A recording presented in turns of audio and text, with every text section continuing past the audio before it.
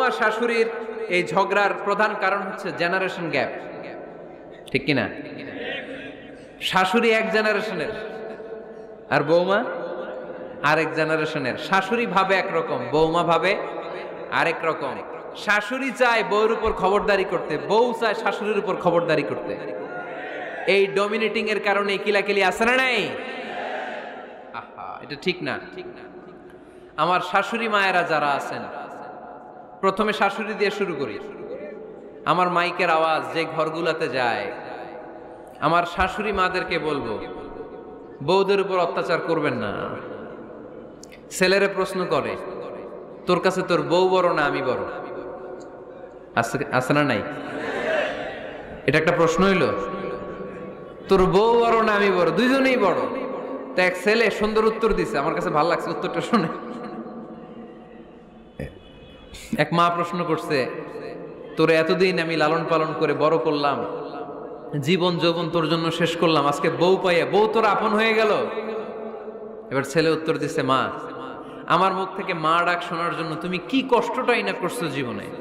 10 মাস আমারে পেটে ধারণ করলা, খাইতে পারো নাই, বমি করছো, খালি ওষুধ খাইছো, তোমার পেট কেটে আমারে বের করা হয়েছে, 2 বছর আমারে দুধ খাওয়াইছো, পেশাব পায়খানা পরিষ্কার করেছো।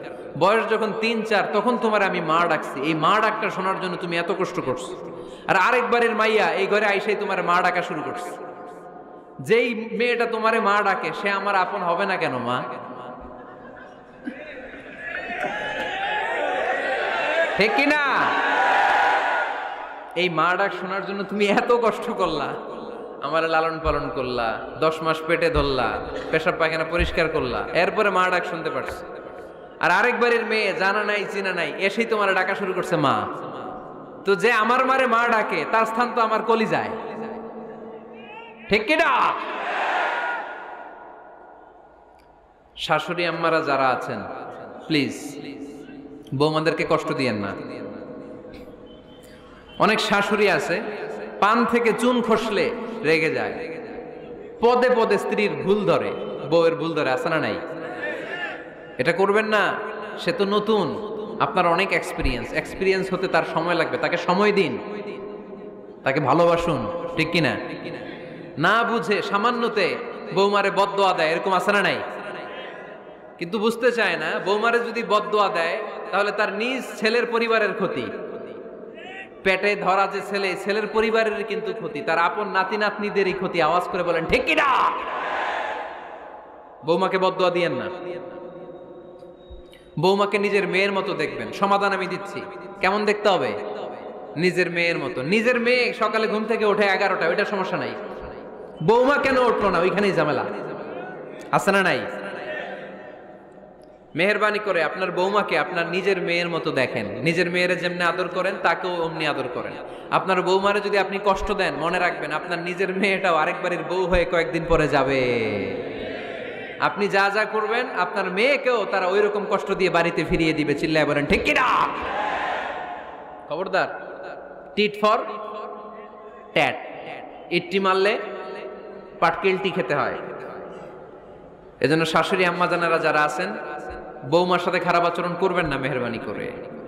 তাকে আপনি কষ্ট দিলে আপনার নিজের মেয়েটাও আরেক বাড়ির বৌমা হবে, সেও ওই বাড়িতে এই কষ্টগুলো ভোগ করবে। এগুলো যখন আপনি শুনবেন তখন আপনার চোখ দিয়ে পানি পড়বে কি পড়বে না? পড়বে। এবার আসেন বৌমার কথা বলি। বৌমা যারা আছেন মেহেরবানি করে, বৌমা যারা আছেন মেহেরবানি করে আপনার শাশুড়ি আম্মাকে নিজের মায়ের জায়গায় রাখবেন। আপনার বাড়ি ছেড়ে নতুন বাড়িতে আসছেন, তো এটাই তো আপনার বাড়ি। আপনার মা রেখে দিয়ে নতুন মা পাইছেন, এটাই তো আপনার মা। তো ওনাকে মায়ের জায়গায় বসাতে আপনার সমস্যাটা কোথায়? বৌমারা খেয়াল রাখবেন, আপনি আপনার শাশুড়ির সাথে যে আচরণটা করতেছেন, আপনার শেষ বয়সে আপনার ছেলের বিয়ে দেওয়ার পরে যে বৌমাটা আসবে ওই আচরণই আপনাকে ফিরিয়ে দিবে। The nature has its own return. প্রকৃতির একটা মাইর আছে, এটা শেষ মাইর, এটা শেষ খেলা। প্রকৃতির খেলা বড় খেলা। আপনি আপনার শাশুড়ির সাথে যে আচরণ করবেন, আপনার শেষ বয়সে আপনি একদিন শাশুড়ি হবেন, এটা মাথায় রাখবেন। ওই আচরণই আপনি ফিরে পাবেন। আওয়াজ করে বলতে হবে ঠিক কিনা? এজন্য 9 নম্বর পয়েন্টস হচ্ছে মিউচুয়াল রেসপেক্ট। সবাই যেন সবাইকে ভালোবাসি। দোষ ছাড়া মানুষ নাই, সবার দোষ আছে। আমরা যেন একে অন্যের দোষ না খুঁজি। বৌমারা, আপনাদের কেন যদি আমার মাইকের আওয়াজ যায়, অল্প কিছু টেকনিক অবলম্বন করলে আপনি আপনার শাশুড়ির মন জয় করতে পারবেন। শাশুড়িরা আসলে বেশি কিছু চায় না, আগের জামানার মানুষ তো, এদেরকে ওইভাবে হাত করতে হবে। মাঝে মাঝে একটু শাশুড়ির মাথায় তেল দিয়ে দেন, চুলে তেল দিয়ে দিবেন আর কি, মাঝে মাঝে চুল আশ্রয় দিবেন, এগুলো কিন্তু খুব পছন্দ করে শাশুড়িরা। ওনার প্রেশারটা একটু মেপে দিবেন, ডায়াবেটিক্সের ওষুধটা খাইলো কিনা সময় মতো খোঁজ নিবেন, কি পছন্দ করে খেতে একটু রান্না করে দিবেন। যেই বক্তার ওয়াজ শুনতে পছন্দ করে ওই বক্তার ওয়াজগুলো ডাউনলোড করে শাশুড়ি আম্মাকে দিবেন, ইসলামী বই দিবেন। দেখবেন বয়স্ক নারীরা মাহফিল যেতে খুব পছন্দ করে, ওয়াজ শুনতে খুব পছন্দ করে, নবীদের কাহিনীগুলো শুনতে পছন্দ করে। বসায় বসে একটু কাহিনীগুলো শোনাবেন। বাইরে বেরোলে জিজ্ঞেস করেন, আম্মা আপনার কিছু লাগবে কিনা। আর একটা টিপস আছে, চুল যখন আশ্রাবেন আর শাশুড়ির মাথায় যখন তেল দিয়ে দিবেন, তখন অতীতের কথা জিজ্ঞেস করেন। দেখবেন অতীতের স্মৃতিতে হারিয়ে গিয়েছে আপনার শাশুড়ি। কি জিজ্ঞেস করবেন জানেন? জিজ্ঞেস করবেন, আম্মা জান, মুক্তিযুদ্ধের সময় আপনার বয়স কত ছিল? ওই সময় মুক্তিযুদ্ধের সময় আপনাদের এলাকায় কি কি হয়েছিল মা? আরেকটা প্রশ্ন করবেন, মা বিয়ের সময় আপনি কেমন ছিলেন? ওই দিন দেখবেন বুড়ি আর বুড়ি নাই, জুয়ান হয়ে গেছে। ওই দিন বলবে, মা আমি অনেক সুন্দরী ছিলাম, আমার মাথায় অনেক চুল ছিল, আজকে নাই। আমগো গ্রামে আমার চাইতে সুন্দরী মাইয়া ছিল না। অতীতের স্মৃতিতে, স্মৃতি হাতরাতে হাতরাতে তিনি হারিয়ে যাবেন। জিজ্ঞেস করবেন যে, মা শীতকালে আপনাদের দেশে কি পিঠা বানাতেন আপনি যখন ছোট ছিলেন? আপনার বাপ চাচারা কি করতো? এগুলো জিজ্ঞেস করলে উনি স্মৃতির পাতা হাতরাতে হাতরাতে চোখ দিয়ে দাঁড় দাঁড় করে ওনার পানি ঝরতে শুরু করবে। আপনার জায়গায়, ওনার হৃদয়ের মনি কোঠায় এমন জায়গায় পৌঁছবে, আপনার ছাড়া উনি কিছুই বুঝবে না। বৌমারা, এই অল্প কিছু টিপস অবলম্বন করে আপনারা আপনাদের শাশুড়ির মনকে জয় করতে পারেন। শাশুড়ি বৌমার দ্বন্দ্ব আমরা চাই না। আমরা চাই শাশুড়ি বৌমাকে নিজের মেয়ের মতো জানুক, আর বৌমা শাশুড়িকে আপন মায়ের মতো ভালোবাসুক, ঠিক কিনা? এই মিউচুয়াল রেসপেক্টই পারে শাশুড়ি বৌমার দ্বন্দ্বকে দূর করতে, আর ঘরটারে শান্তি টুকরা বানাতে। আওয়াজ করে বলেন ঠিক কিনা? কয়টা গেল? আর আছে কয়টা?